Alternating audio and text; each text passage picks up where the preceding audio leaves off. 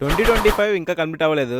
కానీ కొన్ని movies box ఆఫీస్‌కి వేరే లెవెల్ షాక్ ఇచ్చాయి. స్ట్రాంగ్ కలెక్షన్స్ ఎక్స్‌పెక్ట్ చేసిన చాలా సినిమాలు కూడా ఆ మూవీస్‌కి పెట్టిన బడ్జెట్‌ని కూడా కలెక్ట్ చేయలేకపోయాయి. ఈ ఇయర్ చాలా బిగ్ ఫిల్మ్స్‌కి డిజాస్టర్ లాగా మారింది. సో 2025లో బాక్స్ ఆఫీస్‌ని బ్లాస్ట్ చేద్దామని వచ్చి వాటంతట అవే బ్లాస్ట్ అయిన మూవీస్ గురించి ఈ వీడియోలో మాట్లాడుకుందాం. వీడియో చాలా ఇంట్రెస్టింగ్‌గా ఉంటుంది. సో ఎండ్ వరకు తప్పకుండా చూడండి. వీడియోలోకి వెళ్లే ముందు ఈ మధ్య కొన్ని పర్సనల్ రీజన్స్ వల్ల ఛానల్‌కి చాలా దూరంగా ఉండాల్సి వచ్చింది. సో దానివల్ల రీచ్ మొత్తం తగ్గిపోయింది. ఈ వీడియో చూసాక ఛానల్లో ఉన్న ప్రీవియస్ కంటెంట్ కూడా ఒకసారి చెక్ చేయండి. నచ్చితే మన ఛానల్కి సబ్స్క్రైబ్ చేసుకోండి. ఇంకా లేట్ చేయకుండా వీడియోలోకి వెళ్ళిపోదాం. నెంబర్ 8 సికందర్. ఏఆర్ మురుగదాస్ గారు అండ్ సల్మాన్ గారి కాంబోలో వచ్చిన ఈ మూవీకి బాక్స్ ఆఫీస్ దగ్గర ఒక స్ట్రాంగ్ నేమ్ ఉంది. ఇది సల్మాన్ ఖాన్ గారికి కమ్బ్యాక్ ఫిల్మ్ అవుతుందని.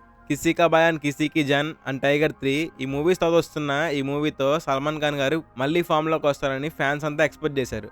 ట్రైలర్ రిలీజ్ అయ్యాక high octane action, emotional background, mass dialogues and decent సాంగ్స్తో మూవీకి హైప్ క్రియేట్ అయింది.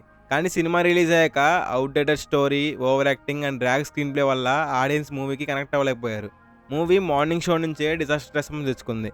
200 కోట్లు పెట్టి తీసిన ఈ సినిమా జస్ట్ 180 కోట్లు మాత్రమే కలెక్ట్ చేసి బ్రేక్ ఈవెన్ కూడా కంప్లీట్ చేయకుండా 2025లో ఫ్లాప్ మూవీగా మిగిలిపోయింది. Number 7 war 2. War 2 movie announce చేసిన దగ్గర నుంచి మూవీకి హైప్ స్కై హై వెళ్ళింది. Hrithik Roshan and junior NTR combo create చేసిన హవా అంతా ఇంత కాదు.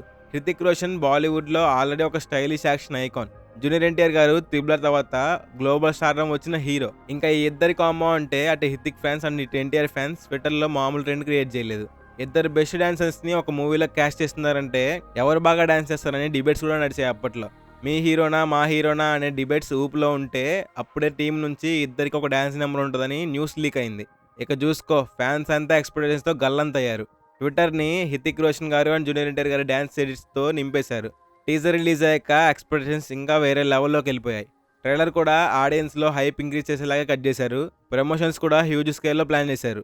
ఫ్యాన్స్ అంతా కూడా ఇది India's next spy universe explosion అనుకున్నారు. బట్ అంత హ్యూజ్ ఎక్స్పెక్టేషన్స్తో వెళ్ళిన వాళ్ళు మూవీ చూశాక ఆ రాడ్ లాజిక్లెస్ యాక్షన్ సీక్వెన్స్ చూసి షాక్ అయ్యి థియేటర్ నుంచి బయటకు వచ్చారు.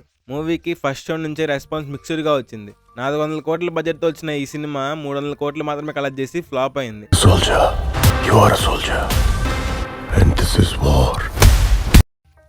నెంబర్ 6 విడయ్ మురాచి. హాలీవుడ్లో Ajith Kumar one of the biggest name. Fans తన మూవీ అంటే ఒక పండగలాగా ఫీల్ అవుతారు. Vidaa Muyarchi teasers and trailers చూసి అందరూ ఇది అజిత్ గారి కెరీర్లో నెక్స్ట్ లెవెల్ యాక్షన్ డ్రామా అని ఫిక్స్ అయిపోయారు. అండ్ అప్పట్లో అజిత్ గారు మూవీలో ఉన్న కార్ స్టంట్స్ తనే రియల్గా చేశారనే వీడియోస్ లీక్ అవడంతో ఇంటర్నెట్లో మూవీకి హైప్ నెక్స్ట్ లెవెల్ వెళ్ళింది. కానీ సినిమా రిలీజ్ అయ్యాక confusing screenplay, connectionless emotion and lag narration వల్ల మూవీకి టాక్ డిజాస్టర్గా వచ్చింది. విజువల్స్ గ్రాండ్గా ఉన్నప్పటికీ కంటెంట్ డ్రైగా ఉండడంతో 300 కోట్ల బడ్జెట్తో వచ్చిన ఈ సినిమా ఓన్లీ 130 కోట్లు మాత్రమే కలెక్ట్ చేసి హాఫ్ కూడా రికవర్ చేయకుండా మూవీ డిజాస్టర్ అయింది.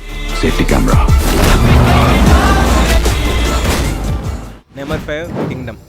ఈ సినిమా గురించి మాట్లాడాలంటే మూవీ అనౌన్స్ చేసిన దగ్గర నుంచి హైప్ స్కై హై ఉంది. లైగ తర్వాత విజయ్ కంబ్యాక్ ఫిలిం ఇదే అని అంతా ఫిక్స్ అయిపోయారు. కింగ్డమ్ గ్లిమ్స్ చూసి ఆ Sri Lanka connection, navy connection and tribes ఇదంతా చూసి గౌతమ్ తిరునూరి గారు ఏదో గట్టిగా చేస్తున్నారని అందరూ ఫిక్స్ అయ్యారు. ఇది కన్ఫర్మ్ గా విజయ్ కెరీర్ లో మైల్ స్టోన్ ఫిల్మ్ అవుతుందని అందరూ ఎక్స్పెక్ట్ చేశారు. విజువల్స్ కానీ, అనిరుద్ బీజం కానీ, విజయ్ దేవరకొండ లుక్ కానీ అన్ని టాప్ నాట్స్ ఉన్నాయి. బట్ ఆడియన్స్ ఏదైతే ఎక్స్పెక్ట్ చేశారో మూవీలో అది లేదు. ఫస్ట్ షో నుంచి టాక్ మిక్స్డ్ గా వచ్చింది. గౌతమ్ తిరునూరి గారు చాలా ట్రై చేశారు, బట్ ఏది కూడా ఆడియన్స్ కి కనెక్ట్ చేయలేదు.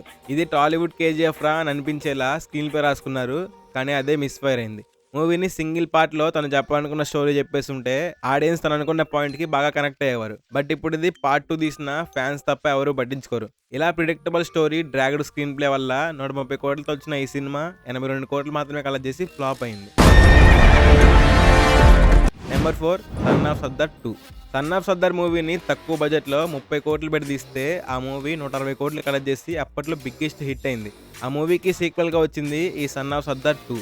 మూవీ అనౌన్స్ చేసిన దగ్గర నుంచి ఆ మూవీకి సీక్వెల్ అన్న హైప్ గట్టిగానే ఉండింది బాలీవుడ్లో. మృణాల్ ఠాకూర్ గారి ఇన్వాల్వ్మెంట్ చూసి సినిమా అదిరిపోద్దని అంతా అనుకున్నారు. ప్రమోషన్స్ కూడా గ్రాండ్ స్కేల్లో ప్లాన్ చేశారు. బడ్జెట్ ఇంక్రీజ్ చేస్తే సినిమాలో మ్యాజిక్ ఇంక్రీజ్ అవుతుంది అనుకున్నారేమో, కానీ మూవీ రిలీజ్ అయ్యాక టాక్ అంతా ఆపోజిట్. 150 కోట్లు పెట్టి తీసిన ఈ సినిమా 60 కోట్లు మాత్రమే కలెక్ట్ చేసింది. కామెడీ జనర్కి 150 కోట్లు పెట్టాలనే ఆలోచన ఏ విధంగా వచ్చిందో ఆ ప్రొడ్యూసర్కి.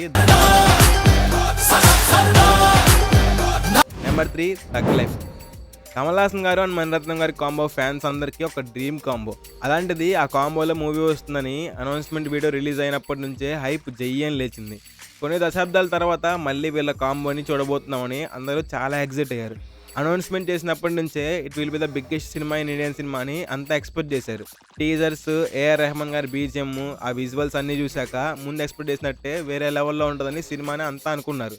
ట్రైలర్ వచ్చాక ఆ షుగర్ బేబీ కాన్సెప్ట్ చూసి ఇదేదో తేడా కొడుతుంది సీనా అనుకున్నారు.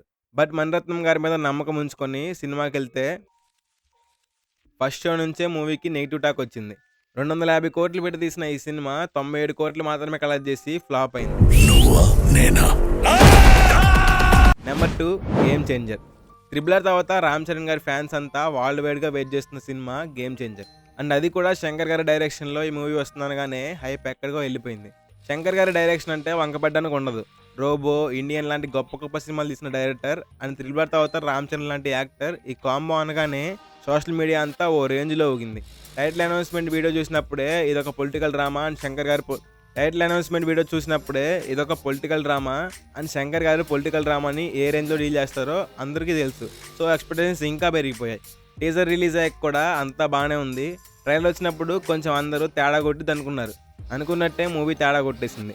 శంకర్ గారు పొలిటికల్ డ్రామాని బాగా డీల్ చేస్తారనుకున్నట్టే తన ఓల్డ్ మూవీ టెంప్లెట్ సేమ్ అలానే తీశారు. Routine story and screen play old template వల్ల మూవీ ఫస్ట్ డే నుంచే మిక్స్డ్ టాక్ తెచ్చుకుంది. 450 కోట్లు బడ్జెట్ పెట్టి తీస్తే ఈ సినిమా ఓన్లీ 200 కోట్లు మాత్రమే కలెక్ట్ చేసి డిజాస్టర్ అయింది. నెంబర్ 1 హరిహర వీరమల్లు. 5 మూవీస్తో కంపేర్ చేస్తే ఇట్స్ డిఫరెంట్. ఎందుకంటే మూవీ అనౌన్స్ చేసిన దగ్గర నుంచే ఇది వర్కౌట్ అవ్వదని చాలామంది అనుకున్నారు. అలానే మూవీ రిలీజ్ని కావాల్సినన్ని పోస్ట్పోన్స్ చేశారు.